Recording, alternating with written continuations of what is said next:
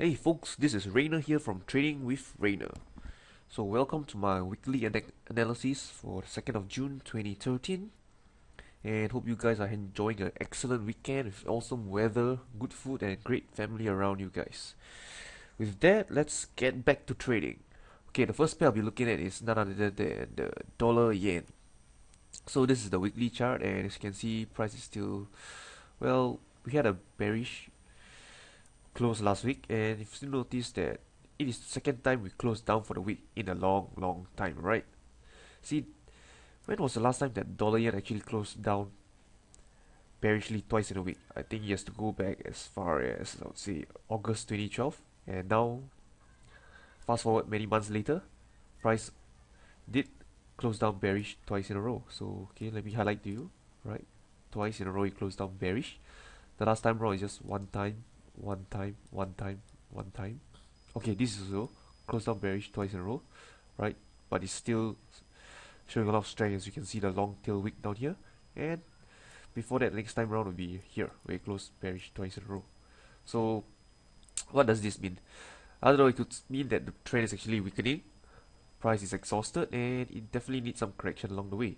So as you can see from this chart, price is still in a strong bullish uptrend, alright? Still in an uptrend. However, price seems to be exhausting, and in the coming weeks, you can see price perhaps taking a slight correction, right? That's my view. So looking at the forward chart, you can see how choppy it is. To be frank, I got stopped out on this pin bar actually that I took in the wick here, which I highlighted. Yeah, you can see I took it and price closed against me, and I got stopped out. No worries about that. However, I didn't like the price action after that. You can notice that this area, how consolidated this area is, so it's very choppy, and as of right now, if I were to swing trade, this pair is definitely a pair that I would definitely want to skip, right? So not paying much attention on the forward chart for this pair. So looking at the next chart would be the euro yen. The euro yen is much more interesting, right? So looking at the weekly, similar story as the dollar yen. Okay, still in the uptrend with two bearish close for the week. However, the close for this week is not as bad as the dollar yen, alright? So looking at the forward chart, you can see that price is much more contained in the range, you see. Price is respecting the levels much more nicely compared to dollar yen, so I can highlight here, alright?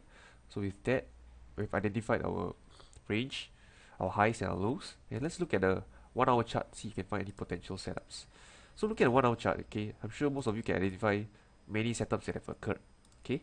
So let me highlight to you the power of the engulfing pattern, okay? So okay, I'll just highlight some pattern which I thought were really high probability setups. The first one will be this engulfing bullish pin bar. Another one here will be bearish pin engulfing pattern. This is what they call a, can't remember the name for this Japanese term, but it's basically a bullish sign. If you combine these two candles together, what you get is actually a pin bar as well, right? You look something like this. So another pattern here. This is another bearish engulfing pattern, and the last one here we actually got is, well, there's not any pattern here. I can't really classify this as any pattern. Okay, so basically these four setups would have been profitable. Okay, so let's see if we go further back, is there anything else you can look at? Well, not much. So right now, these two levels we definitely want to pay attention, which is the 3200 and the 130. Right, so these two levels, pay attention, and I'm on the 1 hour chart. Okay, so let's look at the next pair will be the Aussie yen. So the Aussie yen and the New Zealand yen, commodities currency, are actually very weak. Look at the weekly chart. You can see how many, compared to the dollar and the euro, how many times you have closed bearish for the week, right? So this is definitely something to take note of, right? We can't say that the uptrend is broken. However, it's definitely in a steeper correction compared to the euro and the dollar yen. So commodities currencies are definitely weaker compared to the other currencies. So if you want to go short and you want to hold those short trades, try to make them, try to get them to be the commodity currencies. All right, that's the thing I'm trying to say. All right, so looking at the forward chart, price you can see broke and closed below the support level. All right, so support, support, and the last one price closed below the support level. Right, see how strong the bearish candle is, and price did retrace a little before closing lower on Friday.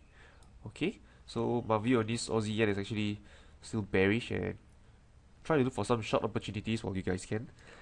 Okay, now let's look at the euro dollar. On the weekly chart, it's still similar story. A potential head and shoulders forming is still forming, as you can see here. All right, this will be the neckline. So we need the price to break up either from this right shoulder before we can have a bias for it, right? For a long-term bias, because right now it's still ranging between these highs and these lows. So looking at a forward chart, what we can see is that price did break out of a resistance level at the 129.50, and right now it forms, this would be classified as an engulfing pattern. So where would price hit to next? So let's zoom out, and one obvious level that stands out will be here, right? The 132 level. So I'm anticipating price to actually test this level in the coming weeks. So how do you get long?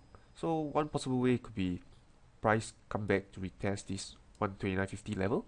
If not, you have to go down to the 1 hour chart or even the 5 or 15 minutes charts to look for long entries, alright, in anticipation that price would eventually hit the 1.32 level in the coming weeks. Because if you ask me, this is actually the most obvious level right now where price could possibly test. Also, price could actually come back, test the 129.50, break down and test the 127.50. We don't know. So what do we know? The only thing we know is that we have our rules of engagement and react accordingly to what price does. So I've just given you a few scenarios. If price were to do this, what will I do? If price were to do that, what would I do? If then statements, if you were to call it. Okay, for those programmers out there. So the last thing I'd like to share with you guys, actually, I noticed is a very interesting setup, right? So let me look at it. It will be the Aussie New Zealand to explain what I'm talking about. So look at this. Okay, how many times have you heard those professionals tell you, just short at resistance level or resistance level, you need to look for short opportunities? Even I myself say that. However, looking at this setup, you can see how the pin bar is so weak, followed by price falling lower. However, you can tell that one look, the momentum is not strong towards the downside. Why do I say that? Looking at this bullish pattern, alright, this bullish strong up move, followed by 1, 2, 3, 4 indecision candles or down candles, it is still not enough to take out the lows of this bullish up move, alright? So one candle, the time that it takes to form one candle could not even be taken up by 4 candles later. So it tells me that the move doesn't seem sustainable. So what happened next? We get this strong bullish engulfing pattern, alright, closing right at the high. Those who went short on this pin bar are feeling the squeeze, alright? Somehow, the market would always like to go to a pocket and take our money, to squeeze us. So those who went short here are feeling the squeeze right now. And what happened next? Price broke out of resistance right now. Alright, so this bullish pattern is actually the one that I want you to pay attention to. Alright, so look at how many times this kind of setup occurs. Looking at the Euro Aussie dollar, I could actually find this setup again. So I think, let me see where it is. Again, it will be here, this setup. Okay, so we can see that price again. Okay, this near resistance. So those kanchong spiders will go short upon this, I would say, indecision period and a breakdown of this candle. Next thing you know, a few candles later, we have a strong bullish close above. Those who went short here have their stops here or here. And what happened next? Price broke higher, taking out all their stops down here. See how smart the market is? It's always going out to grab your money. So another example that I could find, alright, let me see. Okay, I think that will be it. Let's see if I can find one more example to show you guys. So okay, this would be another example. Again, we have resistance here. So according to the textbook example, I tell you, form a pin bar engulfing pattern, go short, my stops will be down here. Next candle, we have this strong bullish engulfing pattern, and what happened next? Took out the stops and price rallied higher. So what is my point? Is my point saying that what I'm saying to sell at those resistance level not working? No, it's not that, but rather we have to be selective in our trade. We have to understand the trend, alright, how strong the candle, the wicks that is sticking out, and the momentum that is going in our favor, alright? So clearly, if you ask me, would I short this? Probably not, because this is a 5-minute chart, and I can tell you safely that the Euro Aussie has been a nice uptrend recently. Looking at 1 hour, I'm sure this will be in an uptrend, alright? So this pin bar is also so small that doesn't signify anything at all. So you can see the 1 hour, see, it's an uptrend. So I wouldn't want to go short earlier on that 5-minute chart. So what happened is that those kanchong spiders, those retail who are still new to trading, who took shot on that pin bar, eventually got squeezed out. So that's what I'm trying to say. You need experience trading and not just trading every Tom, Dick, Harry pin bars you come across. So with that, I hope you guys find the information useful.